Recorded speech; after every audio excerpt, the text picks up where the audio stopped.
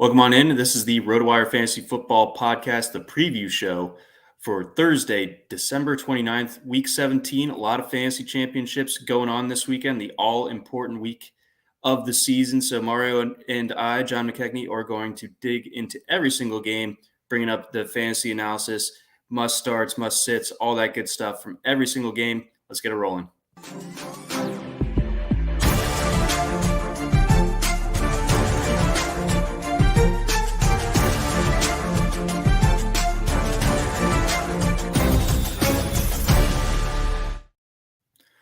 Welcome on in. This is the RotoWire Fantasy Football Podcast. John McKechnie here, hanging out with Mario Puig. This podcast presented by our friends over at No House Advantage. Use that promo code WIRE over at nohouseadvantage.com. Mario, it's Week 17. Are you still alive in any of your best ball tournaments? No. Fair enough. I think I got wiped out this past week. I had a couple lively ones over on DraftKings. I had a couple of really belligerent Dolphin stacks that got me to this point, so I'm thankful for them.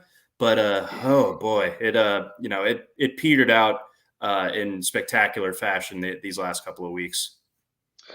Yeah, I guess like most years, you needed some weird set of players to advance, this far, and certainly beyond whatever the championship round was. So yeah, it's hard to. It's funny to think back on all the stuff that people would say about you're gonna want week what do we got? Do we have we had the Chargers Rams or something like that, and it was like you want to have these guys, and it's like in a way it's kind of true with Akers of all people putting up some of the biggest numbers the last 2 weeks after seemingly killing so many teams the prior 10 weeks. But yeah, it's like every year the Week 17 is Rashad Penny after everyone had written him off for some other running back that there's no way you could have even you couldn't have foreseen any of it, and it's also difficult to get to that point in the season anyway with the player in question. So yeah, it's pretty wild playoff situation as always. Yeah, it's been totally crazy in that regard. So I think I'm alive for one regular season long championship. Had the famous lose by a point in the semifinals in one spot. Needed just a little bit more from Saquon Barkley in that one, but otherwise something of a forgettable year for my season long teams. But alas, our good viewers and listeners, they're still alive, so we got to keep it rolling. So let's fire things up.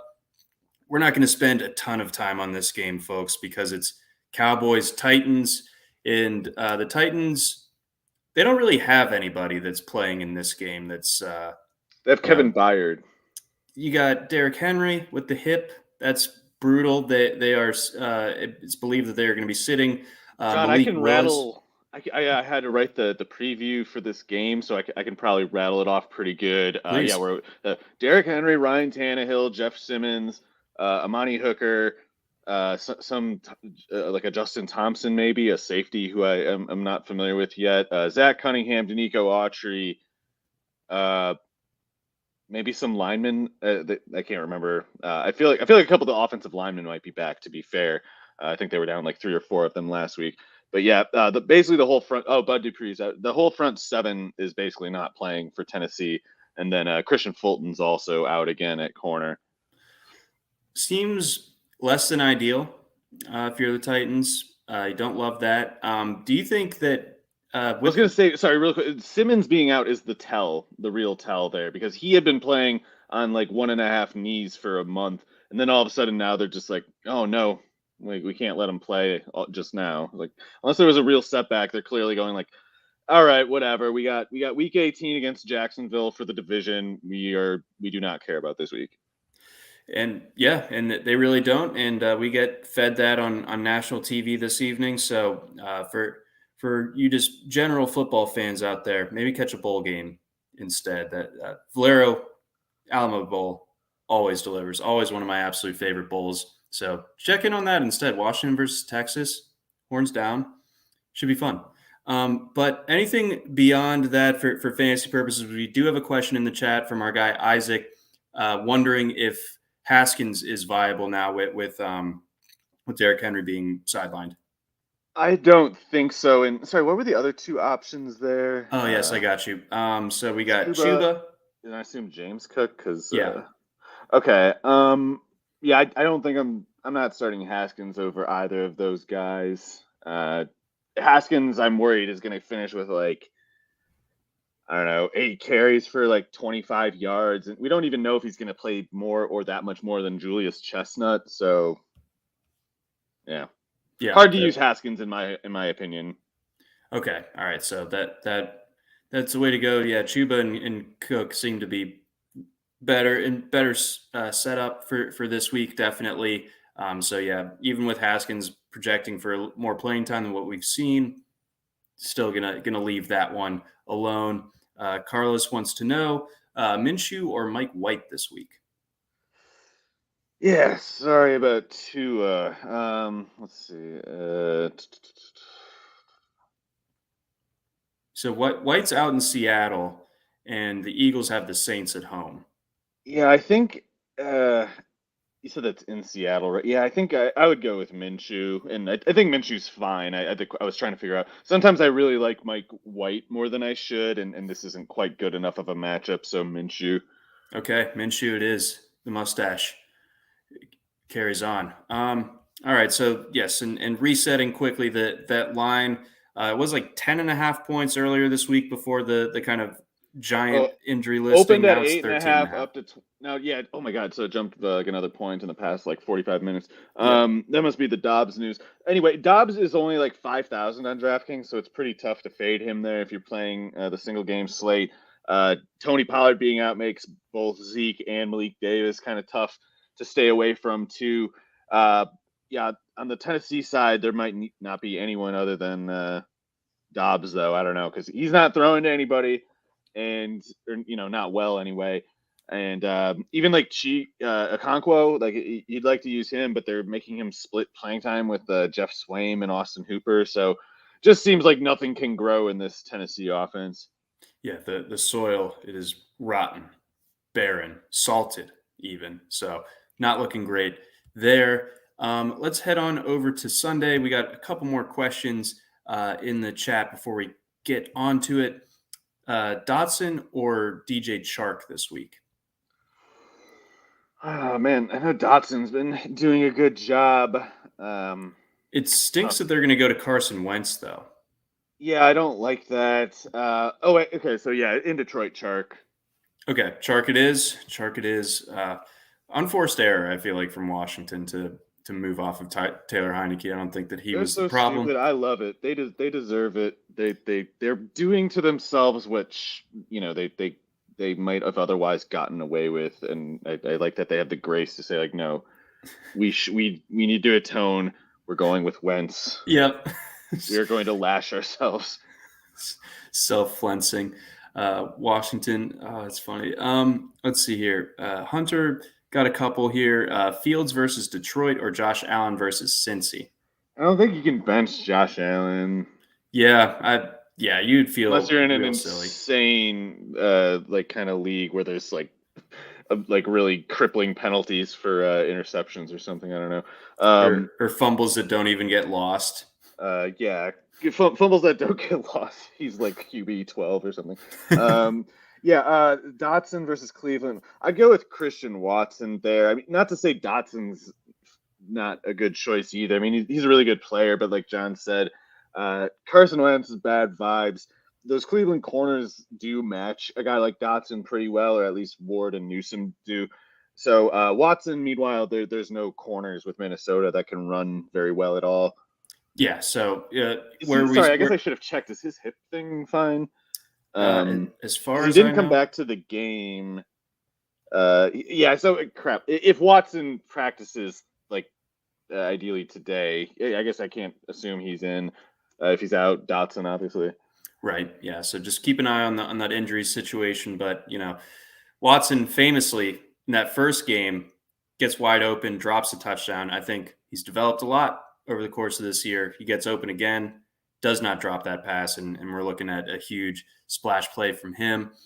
Let's get one more here. Carlos also wants to know, he's someone who lost Tony Pollard for this matchup here on Thursday. So down to McKinnon, Pacheco, Devin Singletary, James Cook, or Zonovan Knight at running back. So a couple of backfield stacks he's got going on. Yeah, for me, it's one of the Chiefs. I'd go Pacheco. I mean, that's been wrong the past few weeks. I feel like McKinnon's, as any time that he has any productivity, it's just basically luck. I think he's used it up. I mean, we had about 400 snaps from scrimmage going back to last year. Before his most recent, like 50 or 70 snaps, McKinnon on the prior about 400 snaps was averaging about a yard per snap. And for hundreds of snaps in a sample at a time, he'd be under a yard per snap. So he needs things to be very ideal for him. And whereas I think Pacheco, not as many passing opportunities, obviously not nearly as many as McKinnon, but I don't know if the Chiefs are going to need to throw much in this. Yeah, I don't think that they will either. They're like 2 touchdown favorites, I believe, in that one going up against the Broncos. Yet we're looking at 12.5, so not And if quite the that. Broncos, if they defend McKinnon, he's not doing anything. He specifically needs the defense to leave him alone at all times, and it's I don't know. I don't think it's going to keep happening, especially after he's had a couple big plays the past few weeks. Yeah, you can't ignore him at this point. And like you said, that's kind of what he needs. All right, let's get on over to Sunday. So we got the Falcons hosting the Cardinals. Luckily, we don't have to see Trace McSorley again. He can't hurt you anymore. So bad. Yeah, what's going on there? I don't know. So the other thing is I don't even know what Trace McSorley looks like that well. So I'm not even. I should look him up because there's probably like the disparity. That kind of novelty. Like they probably don't look very similar. But if they did look similar, that'd be funny too, because his dad looks like some kind of I don't know. He almost looked like he was from like one of those video games that were like from the turn of the century, where at the time we thought like, look at these great 3D graphics, but now if you look, it's like this guy's head is all wrong. Yeah, the chin is like still loading on one side. Yeah, and the cranium's just incorrectly shaped, and that's his dad. I don't even know what the. There's probably some kind of word. He looks almost like a cyborg or something. Very weird image. It's too bad that Trace was not as much of a cyborg, immortal clearly, and I think I don't know. This game is pretty bleak to think about. I think Desmond Ridder. It's obviously been bad with him, but I think it's also been such a rotten situation around him that I can't really I can't write him off over it. I think it's not good certainly, but it's also hard to criticize him too much because you can't imagine many quarterbacks doing well in this offense. With that said, the problem is going to keep on because I think Vance Joseph, in my opinion, is a really good defensive coordinator. I know that the Cardinals' defense has kind of had up and down season at best this year, but Vance Joseph has done a good job, I think, considering the circumstances of the coaches, the front office of Arizona, otherwise undermining him. And against a rookie quarterback, I'm definitely going with the Joseph side of it. With that said, Drake London, he part of the problem for Ridder is that London is the only viable pass catcher right now, but London really quietly doing a great job. I know he's doing making a little bit more noise lately, but all year his peripheral stats were really encouraging. Like you look at his per snap, per target kind of numbers, and when you adjust for how the Atlanta offense overall was producing, his numbers were always really encouraging. And he's not even going to be 22 until like late July or something like that. So Drake London is already he's way better than he has any business being at this point, and it's going to be interesting to see just how good he becomes, because he looks like he's pretty close to being a monster already. Yeah, I was obviously watched the entire Falcons game this past weekend against the Ravens. He looked really impressive there. 7 catches on 9 targets for 96 yards. Really, like the only thing that was working for them through the air. So I imagine that they'll test that out plenty. I think it makes sense from your side with the Cardinals getting Colt McCoy back and having a defense that could screw things up for Ridder. to take the road underdogs. I'm siding with the Falcons. I think that they can get enough going on the ground to sustain some drives and end up winning that one by more than a field goal. I don't feel great about it, though. I guess they're also the Cardinals being in a complete collapse as an organization is another thing to maybe keep in mind. I don't know how that factors in, but it can't help. Yeah, Sunday night when they didn't score on their first drive in overtime, I was like, all right, I'm going to bed. I've seen this movie way too many times. And Cliff going to the media anonymously to be like, Kyler's his vibes are so bad, you don't understand. He's being all cold to me, and then is that why you have your receivers line up at the same spot every single play for years? Is that because Kyler Murray's bumming you out and you forget to do your homework for years at a time? I don't get it. Lame stuff. I was starting to feel bad for Cliff too because he looked so freaking tired and like exhausted and depressed on the sideline. But now it's like, man, maybe you just kind of deserve it if you got to behave this way. Yeah, it's tough scene out there in Arizona for sure. Before we get on over to our next game, got a message from our friends over at No House Advantage. No House Advantage is changing the game by offering the most dynamic fantasy sports platform available today. Play in pick'em contests versus other people for the shot at winning big cash prizes. Download the app, choose a contest, select your player props, earn points for correct picks, and climb the leaderboard for your shot at hundreds of thousands of dollars every week.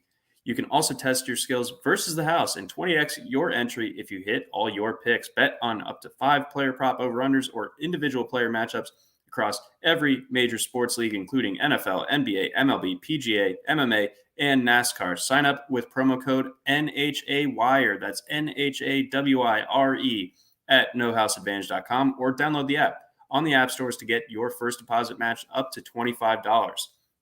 Make sure to check out No House Advantage today and experience daily fantasy sports redefined because it's not just how you play, but also where you play.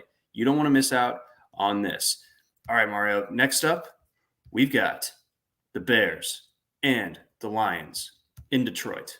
Lions, 6-point favorites in this one. The Lions, just when I was ready to start trusting them again, they lay the egg against Carolina. And in the weirdest way, too, in a game where they score a lot of points and move the ball a lot, but somehow give up almost 40 to a team that ran the ball like 35 times. Yeah, that just a strange outcome from that game. I mean, Carolina, like they outside of the Pittsburgh game, like they've been playing better lately. Like definitely not pathetic the way that they were earlier in the season, but that was still surprising for a Lions team. With a little bit of stuff in front of them to kind of overlook that one or not really come to play in that matchup. That was strange. So, how does that, or how do you square that with this matchup going against a divisional opponent who, I think we figure is going to be giving up a lot of points with how the Bears defense is playing right now? I would kind of worry about the Chicago run game, I guess, but some of like a game like that last week with the Lions and Carolina, I almost wonder if it was just kind of a meaningless kind of, sleepwalking outcome or something. Like maybe if they played Carolina again, they'd match up much better because it is hard to think about why that matchup should have been so particularly bad for the Lions defense. And I didn't think the Lions defense was good against the run. If anything, I would have said, they're probably still one of the worst. But Carolina had their best game all year against them. So I don't know. It's not a good sign, but it also might be one of those things where it's you can't really factor it in too much into your future calculations beyond the general observation that, like, yeah, they're not a good run defense, which I thought we already knew. So you'd expect them to kind of be vulnerable to the Chicago ground game, but I guess in this case, because it's in Detroit. And this is also a little bit weird about last week because Goff actually put up numbers on the road in less than good weather somehow, which is normally the problem. It's normally that reason that they lose. So I guess just because Goff does better at home doesn't mean they should therefore win. But I guess I'm expecting the run defense to kind of just regress toward their own mean. Maybe last week was just the worst it can get. And maybe as long as they're just slightly better than that, the home Jared Goff offense can put enough points to win the game. But yeah, it could be another shootout because Detroit's defense is still bad. Yes. So, we have a very high total in this one. It might be the highest of the week, 52.5. Last time out, these two teams matched up. That was kind of in the midst of Justin Fields' breakout earlier in the season, where, he throws for a couple of touchdowns in that one and also ran for 147 and 2 scores against Detroit back in week 10. So, I mean, what can the Lions realistically do to kind of avoid a repeat performance as far as Fields especially tearing them up on the ground?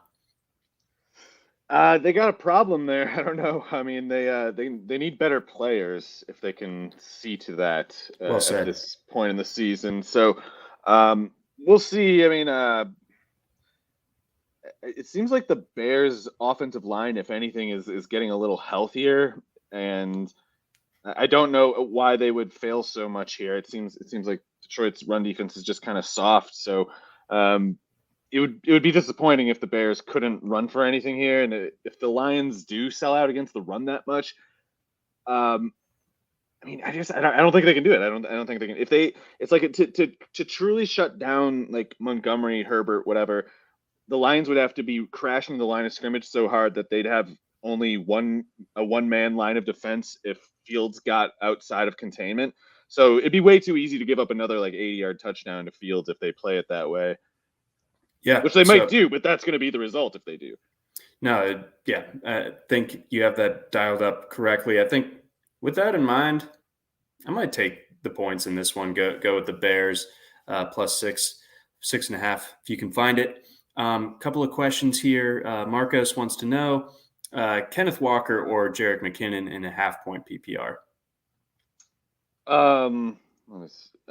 The Hopkins part is honestly kind of tough to skip for me. But yeah, between Walker and McKinnon, I definitely prefer Walker. It's a tough matchup with the Jets, but I just don't know how much pass catching work McKinnon's going to get in a game where the Chiefs aren't going to really need to throw all that much. I would probably go with Hopkins there. Okay, yes, and that's host error on my part. I skipped him off the jump, but yeah, I would go Hopkins as well in that setup. And then what do you do with Devontae Adams this week? Well, you can't sit him for just anybody. If you got a really good alternative, that is a tough call. But Devontae Adams, no matter who the quarterback is probably going to claim something like at least 1/3 of the targets, and maybe even more than that. So Jared Stidham would have to throw for something like 150 or less yards for me to really get concerned for Devontae Adams. It's more like I'm just kind of irritated that he's, his ceiling has been clipped a little, and the floor, of course, has also lowered. But with target rates like he's still likely to have, it would take like a heroically bad showing from Stidham to really cross him off. Remember when people thought Stidham was good? John, I believe the last time either of us thought that a remote possibility was when he made like his first start at Baylor. Yep. And then by his second season there, we were like, oh no, I don't know what that hype was about. But yeah, it was funny watching the New England area media a couple years ago compete to sound the most impressed by him, just because they kind of got that sense that the beat was headed that way. It's like you gotta get the Stidham hype to get the clicks, and now like they all are just like, I don't know who he is. I never heard of that guy. Haven't never who? So yeah, no one wants to own that one, but it was trendy at one recent point. Bill's a genius. You don't want to doubt him now, would you? Quarterback whisperer. Right after they took Kevin O'Connell too. So old Jared Stidham. Wow. Did crush the Georgia Bulldogs one year in 2017, but then Georgia got him back in the SEC championship game. That's really the end of it for Stidham. All right, so we've knocked out Bears Lions. Let's hit Jags Texans. A couple of teams that I think arguably playing the best ball in that division right now. Obviously the Jaguars are, but Houston, a plucky bunch. Yeah, it's tough to say Lovie Smith is doing a good job exactly. He's getting them to show up. He's also alienating players, some select players. It's tough for me to tell what's going on, where that's all headed, whatever. But they, I think, are a team that no matter how much they play over your expectations for them, it's probably best to keep writing them off and just assume that however you'd like to see it, they got very lucky. You as a you know uh, predictor were unlucky. They still suck. They're still as bad as you thought they were, but it's it's basically time for luck to run out. I have no doubt that they'll play hard here. I mean, divisional matchup. It's pretty rare that either team, no matter how bad either is, shows up completely flat. But Trevor Lawrence is just playing at a legitimately great level right now. Like the kind of thing that if people really stopped and thought about it, I think they'd be shocked at how high they'd have to rank him as far as quarterback play in the past like 6 weeks. You don't want to say something like this because it's so easy to get taken out of context later and make you look stupid, but it wouldn't be inaccurate to say something like Trevor Lawrence is playing better quarterback the past month and a half than anyone other than Pat Mahomes or something like that. And that would, that's even if you just say it's like very qualified statement like that, you're gonna get like angry, death threats and everything like that. But it's true. Trevor Lawrence is playing out of his mind right now, and anytime a quarterback is even half as good as he's been playing, the other team needs to have an above average quarterback to have in most cases any shot of competing. So yeah, I think this could be a quick, I think this could be a blowout. Is there any risk of Jacksonville saving some players for Week 18 in this one? Oh, I guess that's a fair point. Yeah, I don't know what they have to consider there. I mean, looking at I do know there was that one Doug Peterson quote about how he was saying like he basically doesn't believe in benching or resting players. So we can take him at his word, I guess. I would almost sooner be worried about him maybe holding back in the playbook. So yeah, maybe that's why I should assume Houston covers or something, because Doug has definitely cooked up some special plays the past during this hot streak of Lawrence's. So if he decides to not use any of his tricks in this game, maybe Lawrence's numbers suffer accordingly. It would make sense because it is all on that Week 18 game, I guess. Right. So I mean, just throwing it out there, I picked the Texans in my column, but it could obviously look very stupid. That's kind of the Dow of Houston, one way or the other. Whenever you have to make a pick on their game, either way, you kind of end up looking like a moron. But just kind of zooming out a little bit, what do we do with Zay Jones next year for draft purposes? I suspect he'll be overdrafted. We got to see what happens with Evan Ingram. He's only playing on a 1-year deal, but the Jaguars, Trent Baalke stood by Marvin Jones this year, presumably just out of arrogance, hubris, whatever, because he didn't want to admit that it was a stupid signing the year before, which it was. Imagine how nuts Trevor Lawrence would have been going the past 6 weeks with DJ Chark running in that spot instead of Marvin Jones. It's like even with Jared Goff, Chark's putting up numbers lately. Like imagine with one of the top quarterbacks. But yeah, Trent saw to it that it was instead Marvin Jones running those routes. And so when Zay Jones is getting these targets, and he's doing a good enough job or whatever, but he's only recently has he been a baseline level producer. Like before, he was a drain on the offense until he had this insane 3 games or whatever. His usage was actually a drain on the offense, and one of the reasons why it was disappointing. So that stretch of struggles, I think, is meaningful. I think it's like Trevor Lawrence would have done better earlier in this year if there was a better player than Zay Jones running those routes, and with Calvin Ridley stepping in for the Marvin Jones routes instead, then Zay Jones is not getting nearly as many targets per snap, and the targets per snap the targets that he is getting, he's likely to be returning below whatever baseline is established by Ridley, Kirk, maybe Ingram, maybe some other tight end. I don't know. So I think Zay Jones is probably going to be overdrafted. In best ball, there's probably a better justification just because, especially if Trevor Lawrence keeps playing like this, Jacksonville stacks will probably make plenty of sense. And he's going to have some big week, and whatever week Ridley and Kirk both fall off, because Lawrence at that point is not going to have many bad games anymore. So it's like just by default, someone else, him, would have to get something every so often. But yeah, he's not good. He should be their third receiver. He's currently functioning as their second, and obviously he will get demoted next year. Yeah, that's a good point on Ridley as well, joining this offense. But I think the people that bought in and scooped Zay Jones this year, like they're obviously going to be so they've been rewarded so handsomely.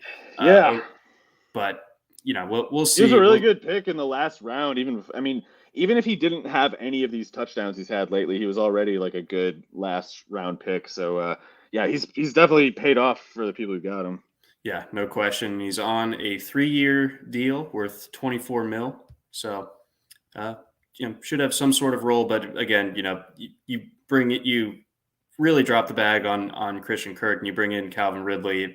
That's going to eat up, close to half the targets right there, probably. I think you'll see some arguments that like Zay Jones is better than Kirk too, and that's really stupid. Don't go believing those people. You're going to see them. They're out there. They exist, and if nothing else, they'll be loud. That much we can be certain.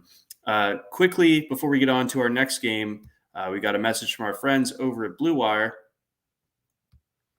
And we're on to Chiefs, Broncos. We did it, Mario. We got Nathaniel Hackett fired. It's who we were trying specifically to get him fired. That's all that this podcast was really about. This final episode. No, I believe it or not, did not even truly want Nate Hackett fired. I wanted him to put his best players on the field and not sabotage Albert Okwuegbunam's career, just because he or George Patton, I don't know, both maybe, I don't care. Even if it was George Patton making you play, making you rig the offense so that Albert Okwuegbunam would not be eligible for playing time, Hackett needs to stand up to that. They didn't, and yeah, it's one of the most egregious, the most malicious cases of coach-player interaction I've ever seen.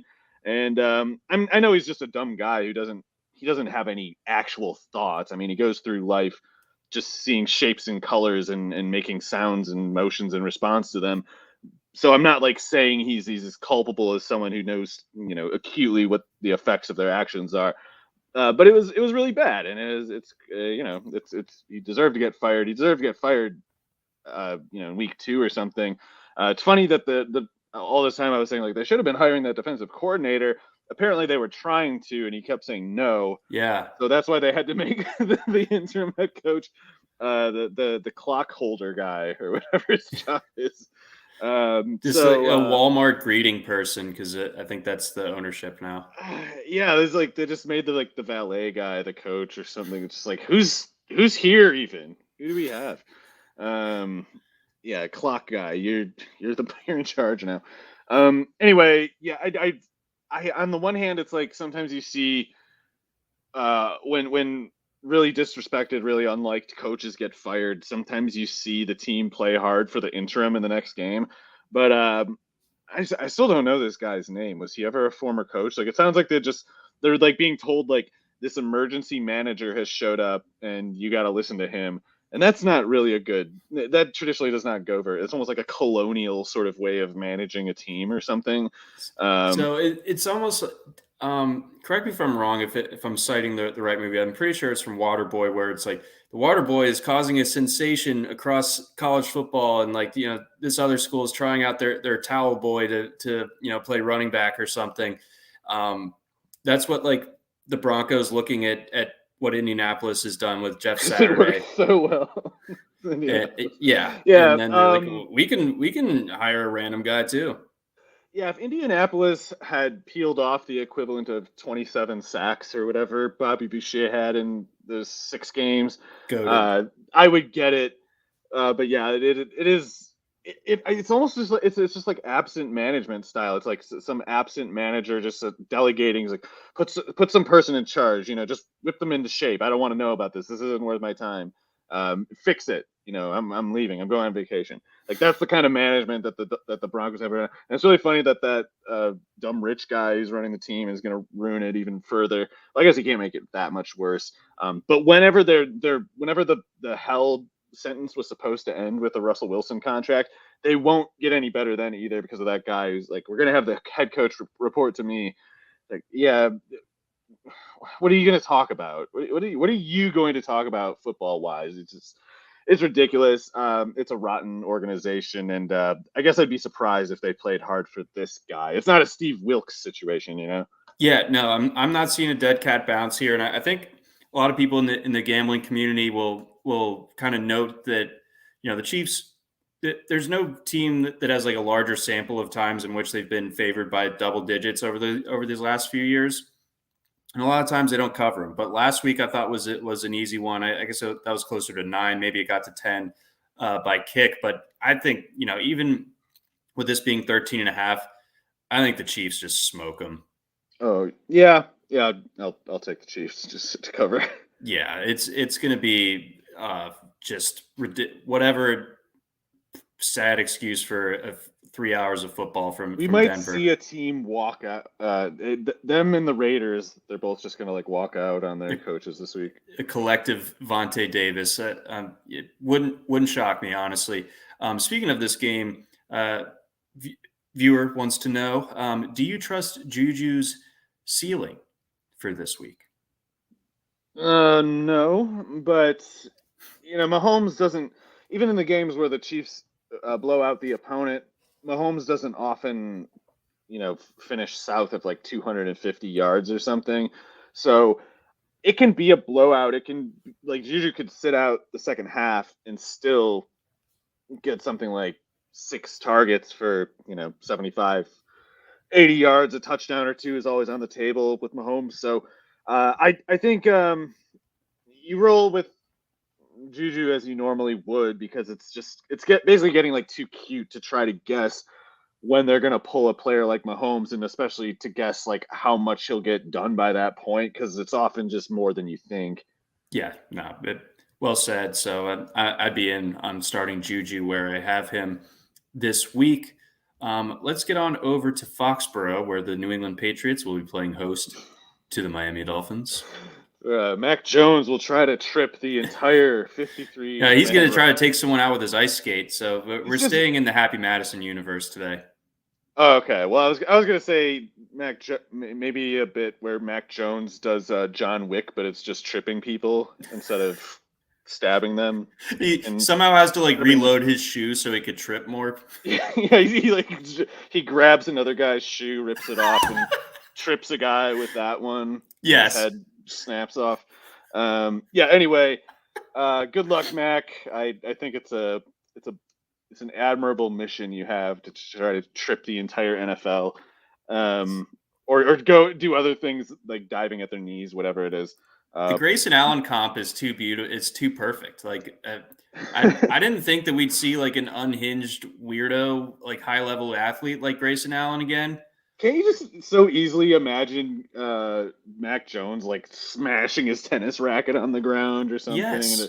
At a country club? Do they have tennis? Do they have tennis at country clubs? I don't know. Yes. I don't know how these things work. But yeah, I just imagine him like screaming at maids. All of these things are just like, I don't know how you don't get those visions in your head when you see the way that he does cheap shots in football.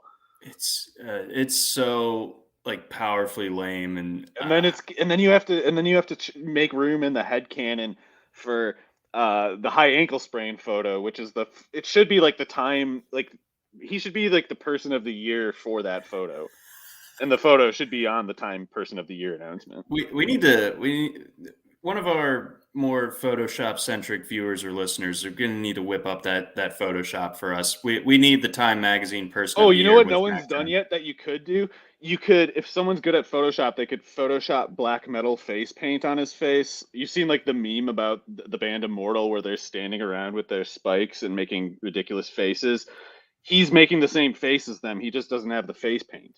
So you could put that on him and then put him on like a black metal album cover of like Immortal. Okay, that's even higher level. So I love where your head's This at. can go. I know it's niche, but we can get 5-figure retweets on it. Okay, all right, I'm all in for that. We love the engagement. But going beyond that, when it comes to this game, Patriots obviously favored in this one. We've seen Tua be absent before, looking like he's not going to be playing, which that explains the spread, of course, in this one. Can the Dolphins kind of salvage things this week, even on the road here? I don't know. It's a lot going wrong, and I feel bad for Mike McDaniel, I guess, but I just don't know what he can do here. And in a way, they did better this year than they had any business doing, kind of in a way. So still a productive season, but yeah, I feel like they're going to just kind of miss the playoffs now, which is certainly a bummer for how if they had just if Tua hadn't gotten concussed, they'd still look pretty likely for the playoffs. But now it's like a pretty they could easily miss it. It just wouldn't be surprising by now. Right. So it's a bad spot for them. You're still starting Waddle and Tyreek though. Yeah, especially both of them, I guess. But I guess I'm wondering, did let's see. So Stevenson, what I'm trying to figure out is whether I expect Miami to score, or sorry, New England to score any points either. And I'm thinking this could just be like a game where no one does all that much. In which case, I think I still actually, um, as long as Teddy Bridgewater doesn't turn it over really bad, I think I actually kind of like Miami's chances of maybe getting the win, just because I don't know. I like McDaniel as a play caller on offense a lot more than Patricia or whoever's in charge of the Patriots. And if the Patriots offense can't move the ball on their side, then it doesn't matter that the Patriots defense is better than the Dolphins. So I don't know. It's coin flip for me, I guess. I don't want to bet on it or anything. I expect it to be pretty ugly, whatever way it goes. It'll take like multiple in your own territory type turnovers to get points in this game, I feel like. Yeah, we're looking at a total of 41, and that even feels a little bit high to me. Yeah, so I can imagine, unless Mac Jones plays well in this one, I feel like it's just going to be like run game versus run game. And fair enough if you'd still pick the New England side. Stevenson's obviously doing a good job. The Patriots defense can be pretty disruptive at times. But I feel like it could also come down to kind of like scheme execution, and I definitely prefer McDaniel there. Yeah, they do have an edge in that sense. So maybe I will end up taking the Dolphins and the I points. don't want to pick though. I'd rather just pretend I don't know this game is happening. Let's see. So we have a viewer missing Jonathan Taylor, of course, and now Derrick Henry. So a mixture of Zach Moss, Zonovan Knight, Chuba Hubbard, Harris, and Haskins. Which two from that group would you play? Let's see. It was Moss, Hubbard, and what were the other ones? Sorry. So I'm guessing Najee Donovan. Harris or Najee Harris. and Hassan Najee. Haskins. Sorry, who does Pittsburgh have again? They're in Baltimore Sunday night. I think I would go. Uh, Sorry, this is a tough one. It's hard for me to leave Najee on the bench, and I'm leaning like Moss and Najee, but I'm trying to think if I'm writing off Chuba too early. But I think I would go Moss and Najee. Okay, I would go Chuba and Najee, Yeah, fair but enough. Yeah.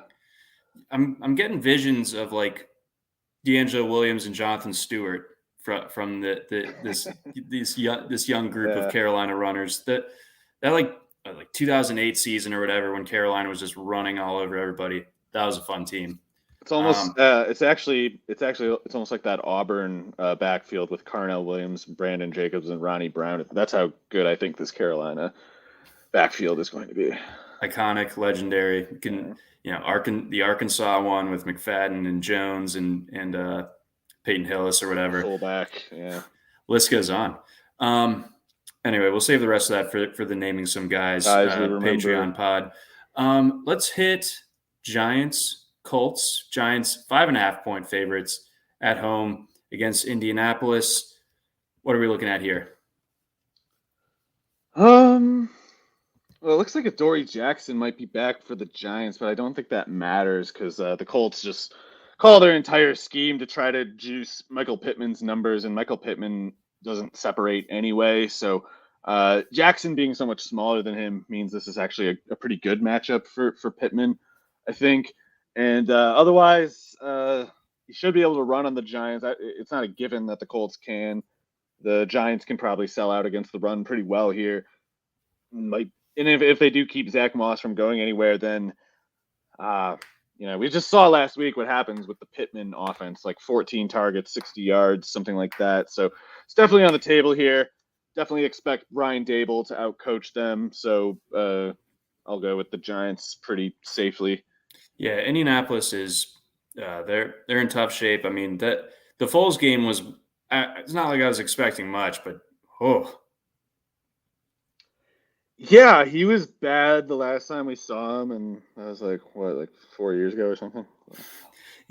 Yeah, he'll always have the Super Bowl run. Can't take that away from him. But we'll always have him. What was it? 27 touchdowns, 2 interceptions under Chip Kelly. Yes, that was epic. It actually kind of was. Yeah, but it was actually epic. I'm being unironic this time. Yeah, 2013, I think that was, and then they blew it against the Saints in the playoffs that year, if I remember correctly. Good times. Yes, simpler if nothing else. But on the Giants side, I do want to get your thoughts. Any pass catchers that you feel comfortable starting this week? Someone could. A couple of them could do well. I have trouble thinking it through because it's tough for me. It's tough for me to think through like the zone coverage approach that the Colts take, and I can't. The matchups are kind of like obscured in my head, and I have trouble picturing things. But if the Colts leave something, underneath and toward the sideline, I definitely think Isaiah Hodgins can keep producing there. I think he could be a guy who's surprisingly tough to stop in single coverage, especially if he's against a corner who's not particularly big.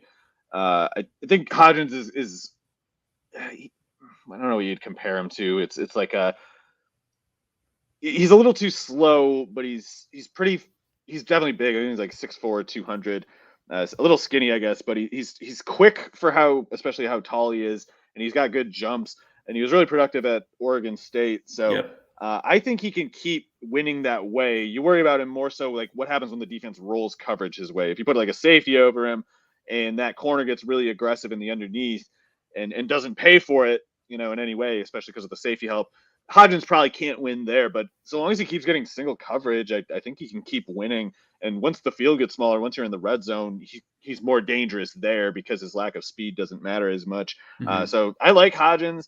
I'm not saying like him and Slayton is good enough to be a 1-2, but if they added another really good, solid receiver, a solid 1,000 snap receiver, those three might be kind of good enough, at least in a Saquon Barkley offense. Yeah, and we'll get Wan'Dale back next year. Right, Wan'Dale. Yeah, so they probably got to do better than one of Hodgins or Slayton in that scenario, but it's a lot better than what they've had, and Hodgins is a player who can give them something at least. Slayton, obviously, he needs the big play. He's going to have a low catch rate pretty much always, but he also creates separation and pulls the safeties back. So yeah, I think they're a pretty good group, and in this case, before Wan'Dale gets back, Richie James has also done a good job this year, so he could also do well in this matchup. It's kind of like we don't know where the Colts are going to roll their coverages, and it's up to the Giants to spot it when it happens, and whoever it is that's supposed to run there needs to step up. Exactly, but I think all told, I think that this is a good-looking spot for the Giants.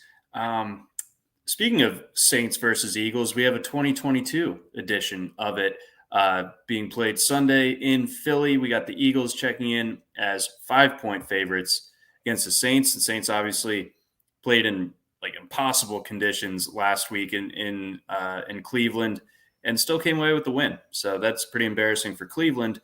Does it mean anything for this week going into Philly without Jalen Hurts on the Eagles side? Well, the Eagles got to take it seriously, of course, but I just think they will, and as long as they do, it shouldn't really be that harrowing of an experience for them. I mean, the closest it should ever get is if what's is Olave back? I guess I should try to I consider think he what might that have might mean. practiced Wednesday. Okay, let's see. So, and they're showing it as okay. So limited hamstring. Yep, limited participant on Wednesday. I still like the Eagles to win. I guess I'm trying to think through what I think about the spread, 6.5, 6, wherever it is. Um, I feel like the best way for the Saints to compete against the Eagles is a way that would actually undermine Olave, which is to say, I think they should have Taysom Hill play a lot and handle the ball a lot at quarterback because not to say it's easy to run on the Eagles defense, especially since Davis got back and they already had Joseph and Sue giving them some solid reinforcements there. But I just don't think they're going to be able to move the ball at all against those outside corners. Even if Olave does what he usually does, and it's insane how good he's been, and it's going to go overlooked, not unnoticed, but overlooked just because of how few snaps the Saints offense plays. Like there's so many games this year where Olave plays like 35 snaps, and people look at the box score and they're like, oh, 7 targets, 5 catches for 70 yards and 7 targets. It's not that interesting. It's like most teams run quite literally twice as many snaps as the Saints often do in games.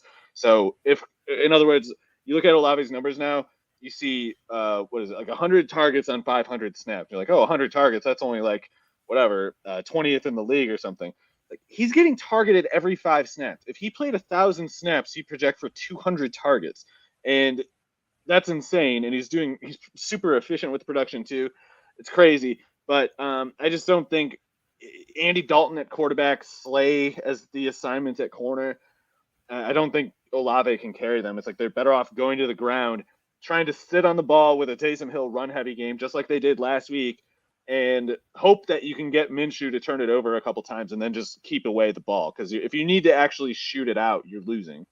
Yeah, with regards to Olave, we often talk about like the pie that an offense has, Yeah. and that theirs is more of like a tartlet. I don't think it even like Yeah, qualifies as a full we're on. talking like fun size Reese's or something. It's not much. No, so he's done great with those limited opportunities, but again, the Eagles are just kind of a wagon at this point. I think the Saints.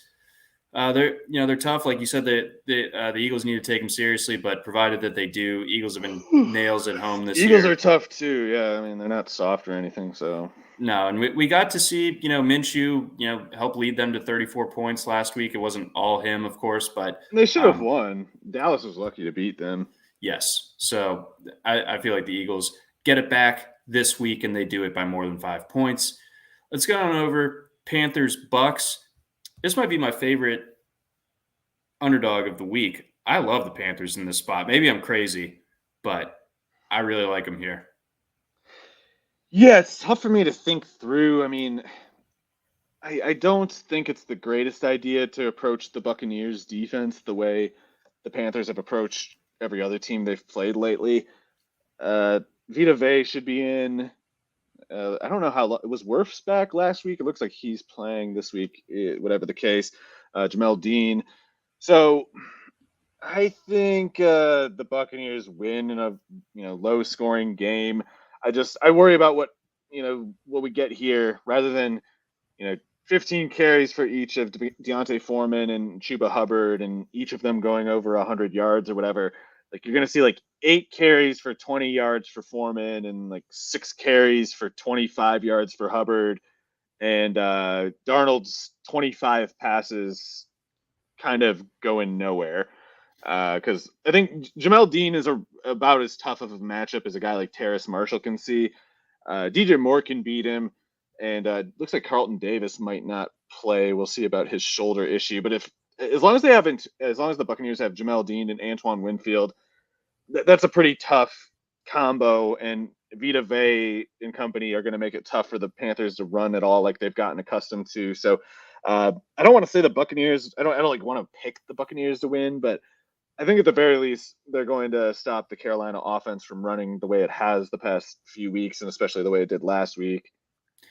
I'm going to run kind of blind faith counter to it and just think that this Bucks team, they know they're They're not not good. They know they're good. not going anywhere. That they've had the fortuitous comeback wins against the Saints and now the Cardinals. I think they've been pretty bad against the spread at home this year, bad against the spread in general, and yet they still kind of get treatment as if they're a very good team. I like the mojo that Carolina has going on right now, so I'm going to go ahead and ride with the Panthers, but fully knowing that I could be way off. Yeah, I think all they need is like, I don't know, 20 points. I just am skeptical that either team gets there. Okay, all right, fair enough. Got a bit of a funny question here. What is the worst defense you could possibly start this week? Probably the Bears. Yeah, as much as we've been bashing the Broncos, it's probably not their defense that's quite the worst. I'm just trying to run quickly through these to make sure I Maybe like the can't think. Rams or the Raiders. I think it's the Bears. Yeah, Bears It's would either them be. or like the Titans, I guess. I don't know.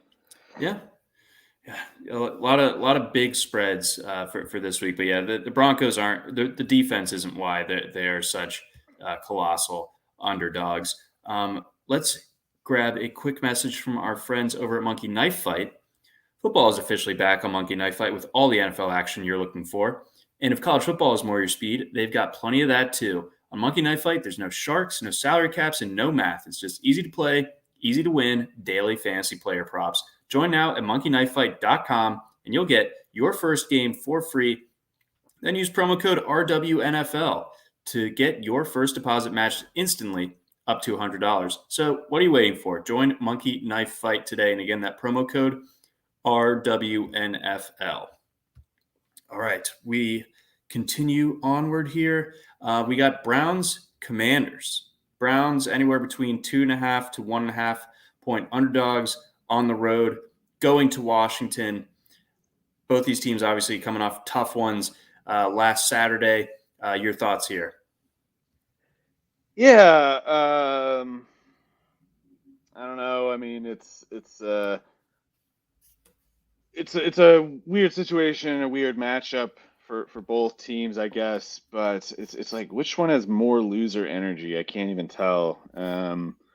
Washington, big loser energy. Browns, substantial loser energy, and also maybe like a bit of a curse. I don't know. It's tough to sift through, but yeah, Washington going to Carson Wentz is such just just class A loser stuff. I love it. Really appreciate them being who they are. Uh, it's not good for the players on the team though, and I guess we'll see. The Browns' run defense has been pretty bad all year, and the Washington really likes to watch Brian Robinson go very slowly, not very far many times. But the Browns' run defense is so bad, and I guess to be fair, it's a little bit beat up. I mean, I don't know if it matters. They're so bad to start with. And there seems to be some kind of issue with Kevin Stefanski and Myles Garrett. I don't know if that matters at all. I got to go with the Browns just because, I don't know. I'm in my head. I'm kind of getting this reduced to like Nick Chubb versus Brian Robinson, and it's just like comical to ask me that question. True. Very true. I'm on the Browns as well. I think this was a stupid move by Washington to go away from Heineke It's and embarrassing, and they deserve to lose. They're such losers. just I mean, if you're gonna do that, let's see what Sam Howell's got or something. Well, right, and it's like, why didn't you have the like? It's not even like an issue of like judgment or foresight. It's like a fortitude issue. It feels like in a way it's like a hand. The other thing that irritates me is like a hand washing kind of thing. It strikes me as cowardly almost. Like they're formally declaring like we lost because of Heineke. Like we're making it feels to me like the motivation for switching to Wentz is not so much to try to win more games. Even it's more like we want to take this opportunity to formally wash our hands of these losses and say it's this guy's fault, not ours. You can't blame us if we miss the playoffs. Like, that's, I think, what this is about, because like even an idiot like Ron Rivera or Scott Turner can't possibly believe Carson Wentz is the solution, or else they already would have made him starter 3 weeks ago. So, I mean, Heineke, like, I didn't even think he played that badly in a really tough spot in San Francisco last week. Maybe the game Those against receivers had good numbers in that game. Yes, it was the run game that killed them, and they stuck with it. So, yes, boy, it's did exactly. they. It is just scapegoating, and Ron. I don't know. I'm sick of this. I'm sick of these guys. All right, but enough of that game. In that case, Gio wants to know: Son Haskins or Zach Moss this week? PPR. I'd have to go Moss. I don't trust Haskins to get more snaps than Julius Chestnut is the other thing. It's Right. just it's just a bad situation there. Yeah, And with the Colts, but Moss at least can be like a 15 carry kind of guy. Exactly. So I would go Moss there as well. Don't get overly or too excited about Haskins just because Derrick Henry is out Thursday. Let's get on to the afternoon window Sunday. So we got Niners, Raiders. Niners 9.5-point favorites against Jarrett Stidham and company. Yeah, I was just saying, this stuff with the Washington coaches is embarrassing. Stuff with Denver's, of course, been very embarrassing all year. Josh McDaniels and Cliff Kingsbury, so embarrassing. Josh McDaniels is just, this is so cringe and whack as hell. I barely can even like believe it's happening. Like, I know there's maybe the angle to justify. It's like, well, they don't want Derek Carr to get hurt. If you're trying to move Derek Carr this offseason, then why not just stick with him through the end of the year? Why not even try to like maybe get a couple good games out of him so that people still have like the idea Derek Carr is pretty good, fresh in their minds. It's like they're like putting him down on the lineup at this point of time when his value is lowest. None of the failures of this team have anything to do with him. It just stinks from every angle to me, and it's more importantly, the thing that I of course am fixating on is this is Josh McDaniels being a little weenie. Like, this is just him being a coward and a scoundrel. And any person in the position of Mark Davis, I guess it must be, whoever it is with the Raiders who's at the button that gives McDaniels this authority to do this, is also a weenie. And like they're gonna have to clean house about this. Like, Josh Jacobs is leaving. Devontae Adams would be crazy to not try to get another trade. And right. What are they going to do anyway? They're not going to get like 3 first-round picks for Carr. They might get like they're going to have to compete with the team that tries to. They're going to maybe be trying to trade Carr to a team that the Packers are also trying to trade Rodgers to, and the team is probably going to prefer Rodgers, especially because Rodgers might even be cheaper at 40 years old. So the Raiders are just going to kind of like get rid of their best players and not get any good ones back to protect a coach who's a verified loser. You can't right away for them to handle it worse. They're going to get what they're asking for. They're going to get clobbered in this game. It's going to be ugly. This is happening so much now. It's almost, there's got to be some systemic explanation, some material explanation for why these really tense situations of team failure keep occurring, where like the coaches just are at war with their own players. It's unbelievable. Yeah.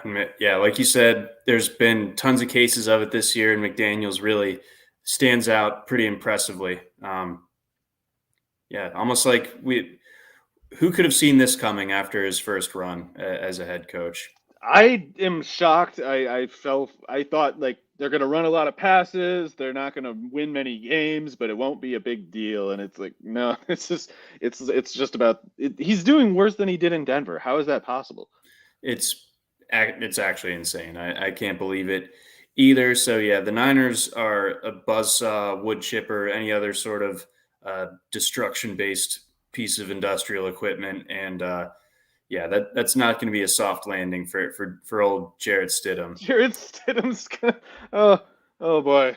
Hey, welcome back, Jared. Have fun with this one. Yeah, and someone like tweeted out a good picture of Stidham just like This was like a candid picture of him like looking into the sun or something, just looking really like concerned. Is like that's Darius Slayton has a catch percentage of something like 56% with Daniel Jones in his career. He caught something like 44% of his targets from Stidham at Auburn. So maybe Stidham is the solution. He's only a lot worse than Daniel Jones, but it might be enough. That's a great pull, right there, linking the Stidham Slayton era over there on the Plains. People thought Slayton was bad because of that guy. Let's you know what? Let's blame Gus. Old Gus Malzahn for that one. They lost to Duke in a football game yesterday, so we can blame Gus too. Yeah, he sucks. Yes. All right, we got Jets Seahawks out in Seattle. Jets 1.5-point favorites in that one. On the road, they're going to get Mike White back. The Seahawks are reeling right now, man. Do they get off the deck here at all? I don't know. I mean, I could see the Jets offense really struggling here.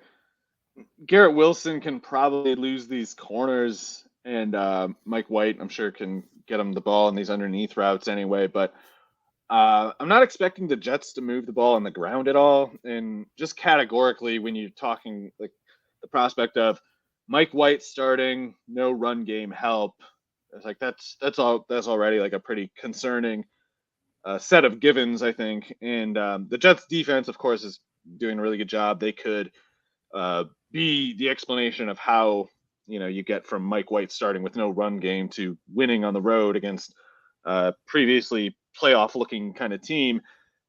And I am a little concerned about, and Pete Carroll, I think, is kind of well suited to games like this. If you don't really want to be in low scoring games with him, and so it's at once kind of concerning for the Seattle offense to imagine it going against the Jets defense, and also maybe it just doesn't amount. It shouldn't amount to as much concern as for the Jets offense, or like the Jets cumulatively against the Seahawks cumulatively. I don't know how to think it through, but I feel like I mentioned all year how Geno Smith, through like 10, 11 games anyway, kind of didn't have a bad game, and including a couple of games where I thought he might, he didn't, and then he had 3 bad games in a row. So at once I kind of think like those kinds of numbers were headed his way, and also I don't think they necessarily need to be. I think it's definitely a mistake for people to look at Geno Smith's recent numbers and say, "Oh, this is who he really was all along." It's more like this is what he was likely to have. This is what he was likely to go through at some point soon, or else he would be like a top 5 quarterback.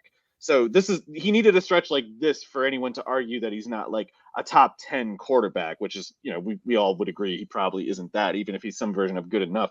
So in any case, I think the people who are like, oh, Geno sucks and he's been exposed, like that's wrong. And if that's informing the market, I guess I'd like to short that position certainly. And I don't know, it's like Gardner probably can remove DK Metcalf if they line up Metcalf against them, but they don't need to. They can just put Metcalf on 5'9" DJ Reed.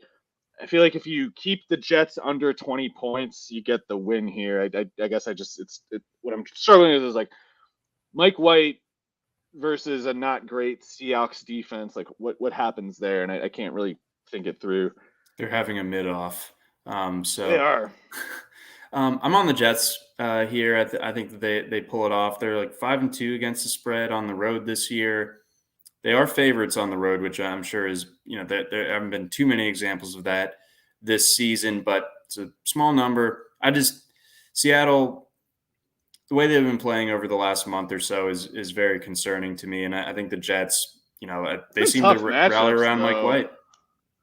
I mean, the Carolina game is properly concerning, but I mean, I would have figured we'd assume that the Seahawks would get wrecked by the 49ers, and especially at Arrowhead. So I don't know. I think the Jets are more like an AFC analog of what the Seahawks are in the NFC. Like a team, they can beat a lot of teams, aren't going to go very far in the playoffs, and we all know it. But they should lose against teams as good as the Chiefs, just because they were only like wild card fringe to start with.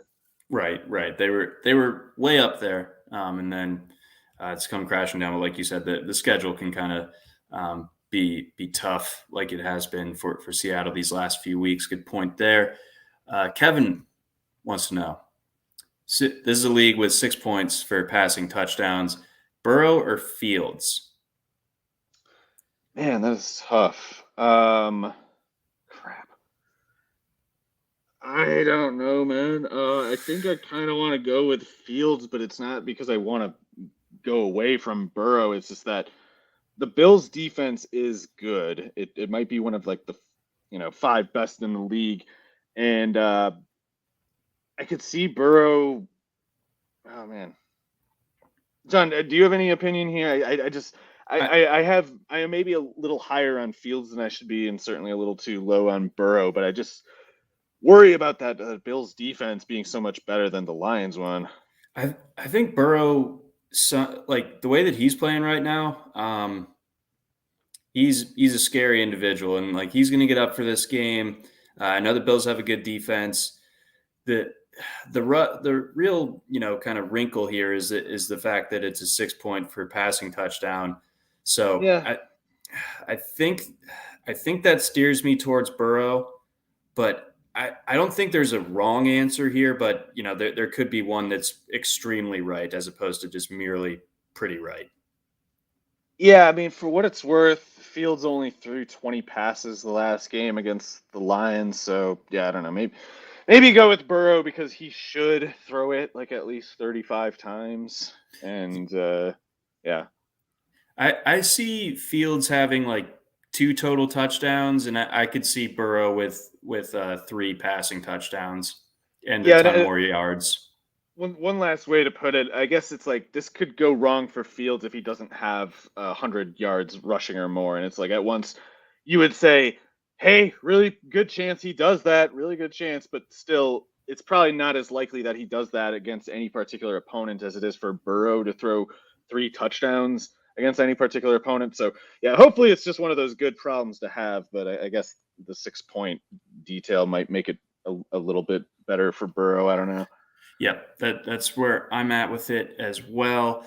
But again, I think both are going to perform very nice. I think both of them are ranked in the top 5 at RotoWire for this week. Kay wants to know he needs a flex replacement for one Tony Pollard. Would you go Michael Pittman, Isaiah Hodgins, Haskins, or Chuba? I go Pittman. Okay, targets aplenty. So yeah, I think that makes sense. And then is Pollard a drop now? With the idea in mind being that he's not playing Thursday, probably not going to see a whole lot of time next week. If you need a spot, Well, it's if you have to drop him, it would really be ideal if you could wait till Tuesday or whatever, because if the Eagles lose this week, can't Dallas still get the title if they win? If like they basically need the Eagles to lose the next 2 weeks, but if they do, then Dallas can win the division, I think. I think you're right. So like the Eagles probably win, yes, but if the Eagles lose to the Saints, Pollard might be playing a lot the week after. Okay, all right. So hold off for the time being on dropping one Tony Pollard. Let's get on up to Lambeau. Packers, Vikings, Packers, 3-point favorites in this one. So Vikings, incredible record, but no one seems to believe in them. And I think that's mostly pretty fair. That I literally can't believe the one score game luck, and they have all these wins, and I think like 11 of the 12 have come by one score or less.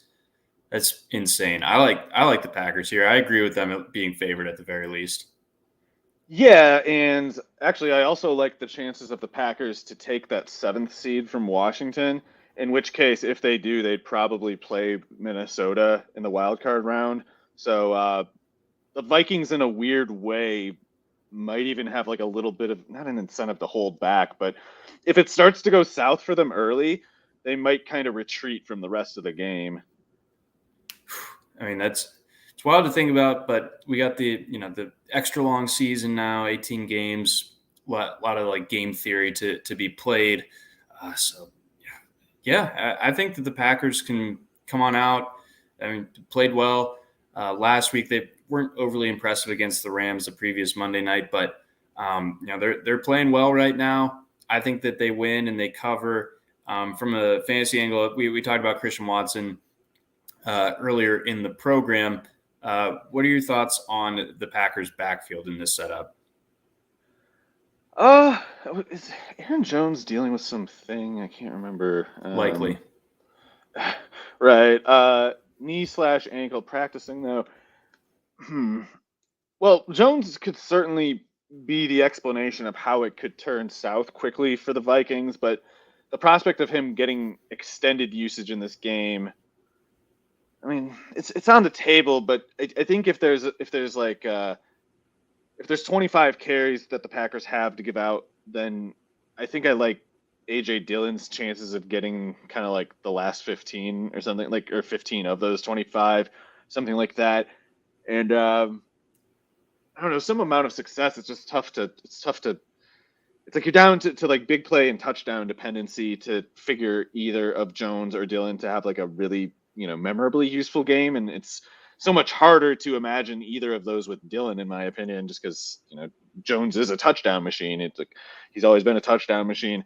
So maybe a better setup than most weeks for Dillon, but it's still, as long as Jones is playing, it's tough for Dillon to be more than like 60% of what he could be. The potential for the in-game retreat from the Vikings makes me think that this That would might help. be a decent setup for Dillon, in the sense it's like you just want to tenderize your opponent into oblivion, and what better way than to use and Dillon. Save Jones. I mean, if they don't, if they thought Dillon could do in a given play what Jones can do, they would use Dillon. Mm-hmm. But yeah, I guess the production bears that out. Jones definitely better, but Dillon offers something that I think makes other teams uncomfortable. He can take more hits. It's like you don't want to give Jones 20 carries, but if there's 20 carries that need to be taken, it's like Dillon, you would maybe on that basis give it to. Mm-hmm. Mm-hmm. So yes, looking good for the Pack in that spot. Let's get to Rams Chargers. Rams 6.5-point dogs on the road, technically, in their home stadium against the Chargers. What are we looking at here? The Chargers could blow it, man. Yes, I think so really too. got to stay sharp here. I'm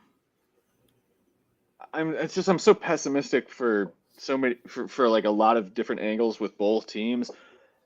I'm a big fan of Herbert. I think Herbert is blameless for anything that goes wrong with the Chargers, and I think he is the only reason they ever have a prayer most weeks. So the difference between him and Mayfield on a talent basis is, of course, substantial, but McVay, for some pretty substantial faults otherwise, is still one of the best play callers, and like his feel for like calling a game is undeniably good, and he seems to be a better quarterback's coach than most or something. Beyond that, he is, of course, awful at absolutely everything that there is for a coach to handle. I mean, specifically the personnel management, the saga with Cam Akers, like it's not as malicious as Denver and Albert Equegbunam, but it has to be at least as stupid. I mean, my God, they take this guy in the second round over J.K. Dobbins, among other worthwhile prospects.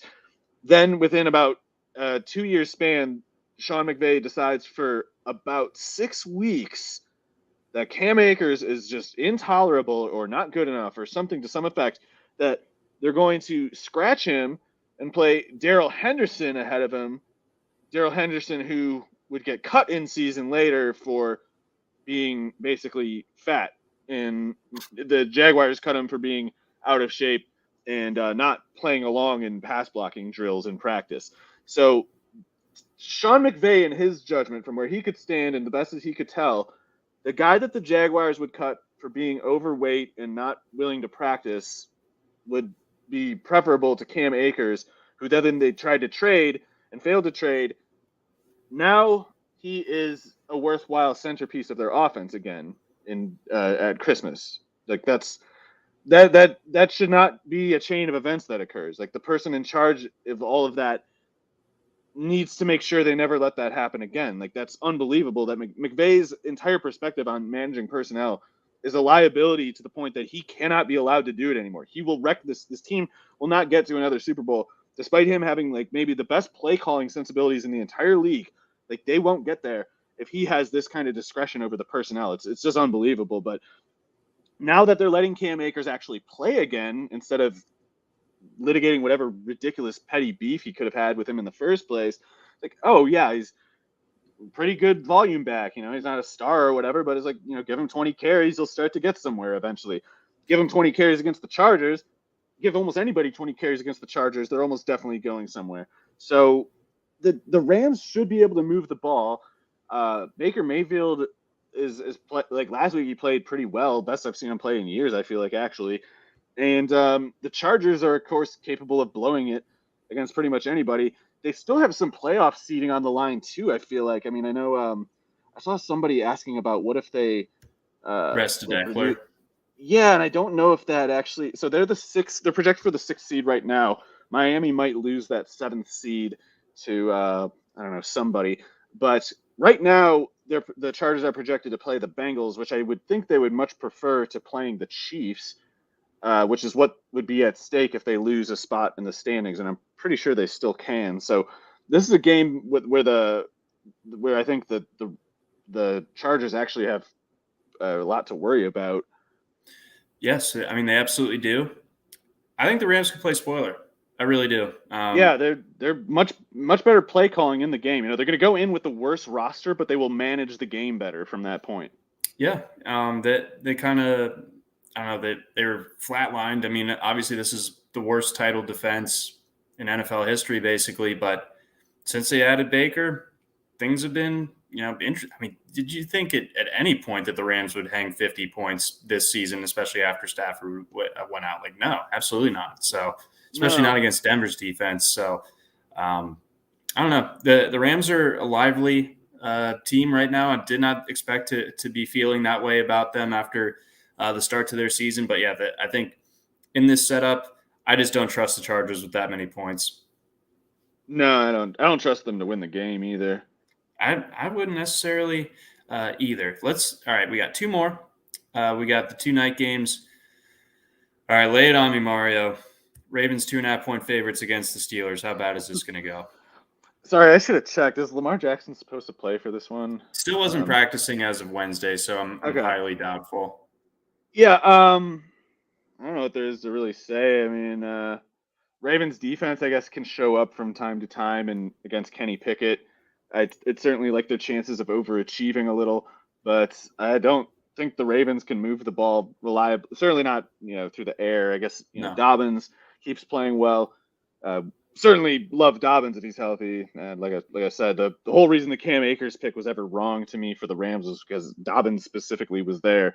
I think Dobbins can be like a top 5, top 8 kind of running back when he's fully healthy. So if his knee keeps playing ball, then I mean it's going to be him that I think gets them the win along with the defense. But I don't think it's going to be like a decisive victory or anything.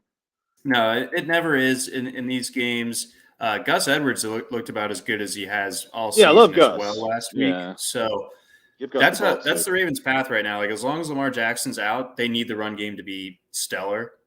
And Dobbins, crushed the Steelers the first time out, and Gus Edwards again starting to look better, looking more like himself. So those two alone, I think, can kind of carry this offense.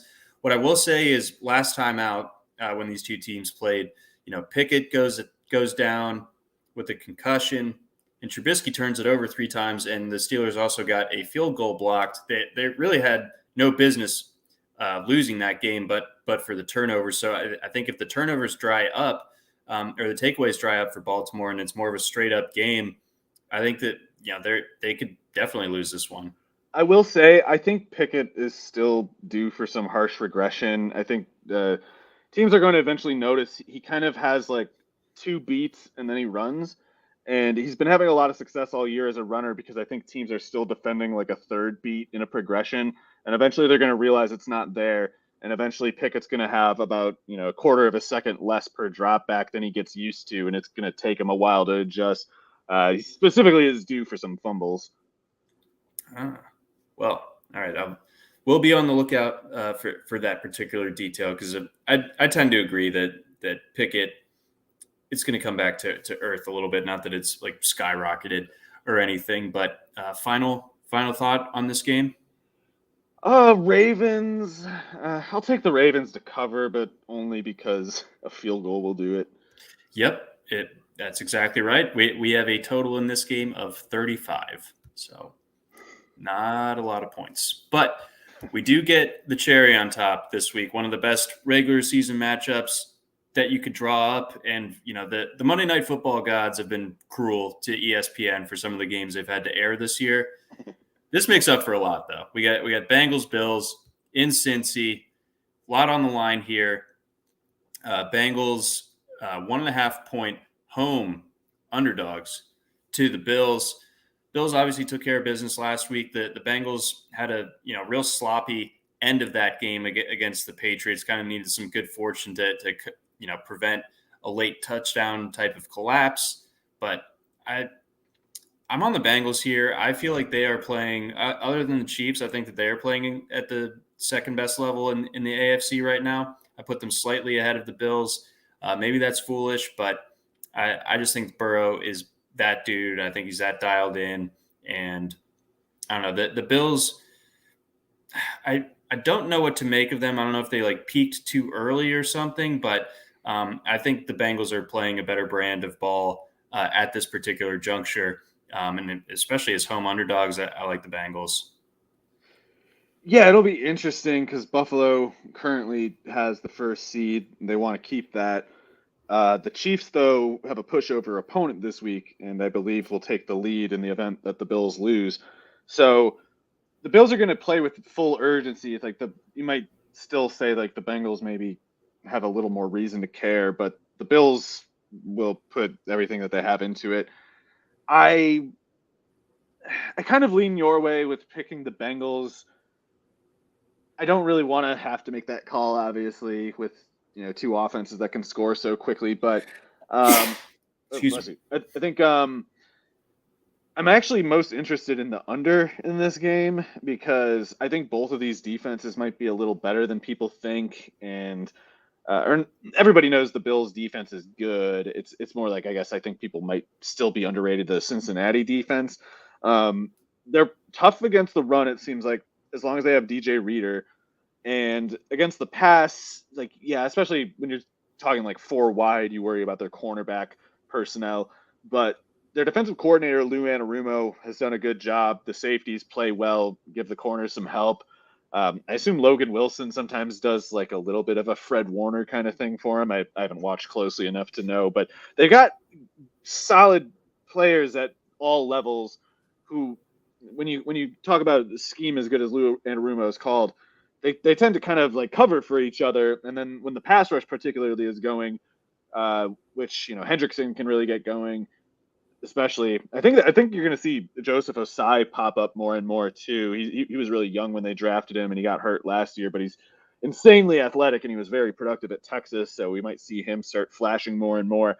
If that Bengals pass rush gets going at all, I could see Allen struggling quite a bit, and part of that might be because of the elbow. I still don't know what to make there, but if it's involved at all, you don't like that for a guy who's so torque specific as a thrower. Mm-hmm. So yeah, I gotta lean the Bengals, but it's not because I really expect them to win a sprint here. I think it might be I think there might be multiple turnovers on both sides, some kind of up and downs over the course of the game, and those kinds of games certainly suit Burrow. I mean, he's kind of both of these quarterbacks are kind of turnover prone by design. They always bank on aggression later in the game, making up for it, aggression and explosiveness, making up for it. But being in Cincinnati, I don't know, maybe having the better run game in the case of Cincinnati too. I think they can win this game. I don't know. I'd probably have to pick them. I'm on that as well. Bills are obviously a great team. Maybe this will be a preview of a rematch down the road here. But for now, I'm taking the Bengals. I feel pretty decent about it. They've been, they're. I just cannot doubt them at this point. They're something else. Best team against the spread this year, 12-3. That's the most important thing, the most important single detail. It's how the brain works up here now. But yeah, so that's going to do it for us here on the RotoWire Fantasy Football Podcast. Again, brought to you by our friends over at No House Advantage. For Mario Puig, I'm John McKechnie. Thanks for listening, and best of luck in your fantasy football championships if you're playing this weekend. Try RotoWire today, free for 10 days. Get our premium tools, rankings, analysis, and breaking news alerts. No credit card required. Go to rotowire.com/